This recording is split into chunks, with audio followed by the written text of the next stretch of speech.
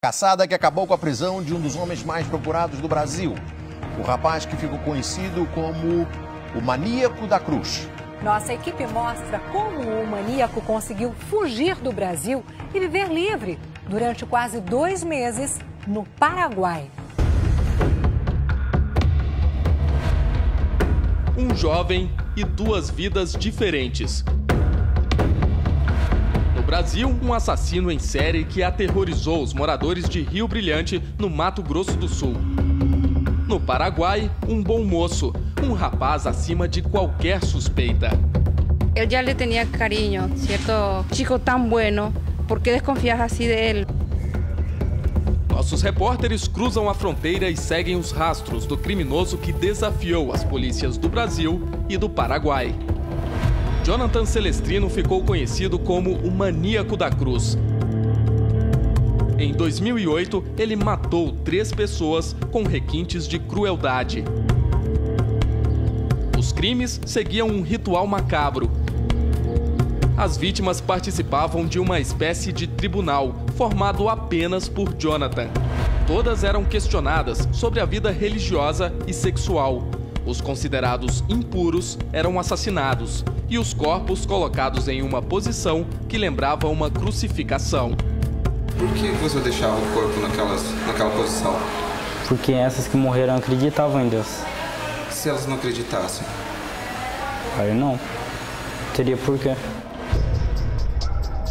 O pedreiro Catalino Cárdenas, de 33 anos, a frentista Letícia Neves de Oliveira, de 22, e a estudante Gleice Kelly da Silva, de 13 anos, foram vítimas dos julgamentos macabros.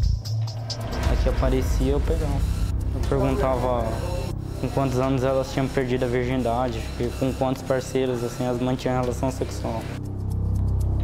Depois de ser apreendido e confessar os crimes, a justiça determinou que Jonathan cumprisse medidas socioeducativas em uma unidade de internação para menores infratores. A decisão judicial foi cumprida desde 2008. Jonathan foi levado para essa unidade educacional de internação em Ponta Porã. Legalmente, depois de passar 3 anos na unidade, ele deveria ter sido encaminhado a um centro de internação psiquiátrica, já que laudos comprovaram que o rapaz sofre de esquizofrenia. Para esse indivíduo receber alta, ele precisa passar por um exame chamado exame de cessação de periculosidade. Nesse exame, o psiquiatra forense, que é o psiquiatra especialista nessa área, ele vai avaliar se esse paciente tem condições, se esse indivíduo tem condições de voltar à sociedade. Mas não foi o que aconteceu. Em março deste ano, o jovem conseguiu arrombar a janela e pular o muro da unidade. Com a fuga, as polícias do Brasil e do Paraguai se uniram em uma verdadeira caçada ao assassino em série. No Paraguai, Jonathan passou a levar uma vida normal. Ousado, o Maníaco da Cruz manteve o mesmo nome. Tentou apenas disfarçar a imagem. Abusou dos piercings no rosto e ficou com uma aparência diferente de quando foi preso, há quase 5 anos no Brasil. Hoje, Jonathan está com 21 anos de idade. Quando cometeu os crimes, tinha apenas 16. Escondido no Paraguai, ele começou a estudar Guarani, queria se casar e tinha uma vida social agitada.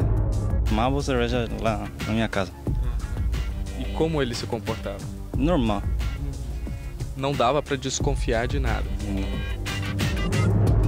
Foram 2 meses de buscas, até que ele foi reconhecido por um casal de brasileiros que vive no Paraguai.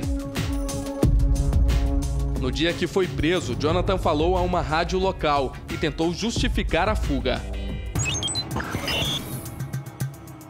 O Estado ia buscar para mim uma clínica. Pero não há clínica assim. Não há clínica e assim mesmo queria que eu ficasse esperando. Com a prisão, a polícia descobriu como o Maníaco da Cruz conseguiu fugir e onde ficou durante todo esse tempo. Uma cidade tranquila, com pouco mais de 50 mil habitantes.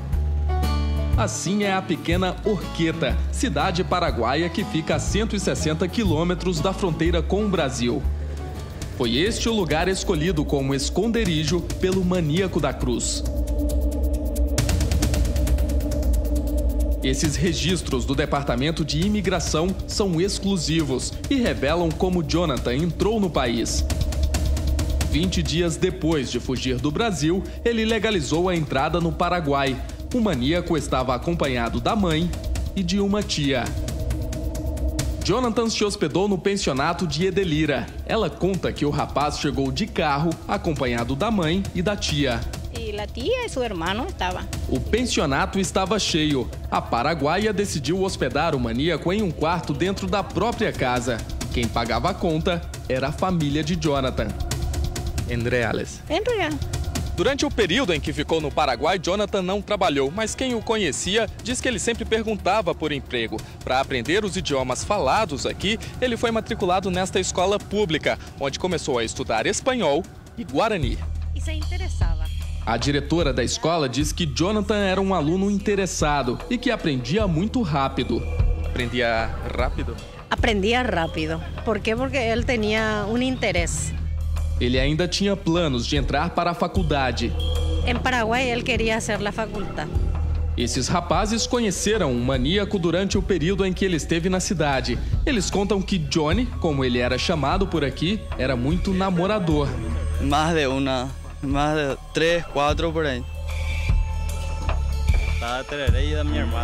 Alder conta que Jonathan queria namorar a irmã dele, uma adolescente de 15 anos. O maníaco da Cruz chegou a mandar mensagens para o celular dela. Nesta, Jonathan convida a jovem para tomar uma cerveja. Há quase um mês, Jonathan se mudou para este outro pensionato. Pagou cerca de R$250, dinheiro também dado pela mãe. Era no quarto que Jonathan passava a maior parte do tempo. Segundo os donos da pensão, ele acordava entre 10 e 11 horas da manhã e depois de almoçar, voltava para cá. Aqui ficava trancado a tarde toda e só voltava a sair quando já era noite. Rubem, dono da pensão, conta que nunca desconfiou de Jonathan e que ficou surpreso quando ele foi levado pela polícia. Toda a família quedamos choqueados. Gladys é mulher de Rubem. Ela lembra que sempre achou o olhar de Jonathan estranho e que ficou ainda mais preocupada quando ele demonstrou interesse pela sobrinha dela. Ele perguntou a minha irmã se era sua filha, como se chamava. Depois que o maníaco foi preso, Rubem e Gladys encontraram os cadernos com as anotações de Jonathan. Em um trecho ele escreve: "Morte aos cristãos. A religião é uma das maiores maldições da história da humanidade." Nesta outra anotação, o maníaco escreve: "Vivo ou morto, sou um serial killer." No dicionário de espanhol que ele usava, foram encontrados desenhos de figuras macabras. Um dia depois de ser preso, um tiro foi disparado dentro da cela da delegacia onde Jonathan estava. Ninguém ficou ferido. A polícia declarou que o disparo foi acidental, mas o incidente foi decisivo para que o jovem fosse transferido para Campo Grande. Esta é a cela onde o maníaco da Cruz ficou na delegacia de Ponta Porã. A marca do misterioso disparo ainda está na parede. Sim, houve um disparo, um policial está envolvido na situação, estavam só os dois na ocasião na cela, já tem um inquérito policial para apurar esse fato. Na capital de Mato Grosso do Sul, o maníaco da Cruz ficou 3 dias na carceragem de outra delegacia. Na sexta-feira, foi transferido para a Santa Casa de Campo Grande. Jonathan está isolado em uma enfermaria do hospital, está sob escolta policial e vai passar por exames psiquiátricos periódicos. Ele vai ficar aqui por tempo indeterminado. O problema é que o hospital não está preparado para receber pacientes como Jonathan. Até agora, mais de 20 clínicas, inclusive de São Paulo e de Minas Gerais, foram consultadas. Nenhuma delas quis receber o maníaco. Se o Estado não encontrar um lugar adequado, em tese, Jonathan deve ser solto, porque, segundo a Justiça, não existe uma ordem de prisão contra ele. O paciente que tem uma psicopatia grave, um transtorno de personalidade social grave, pode voltar a qualquer momento cometer crimes. Ele pode voltar a matar.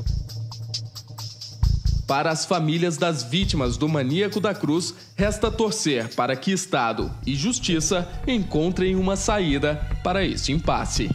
Já que nenhuma clínica aceita, né, eu acho que deveria ficar preso, porque ele é perigoso, ele já mostrou que ele é.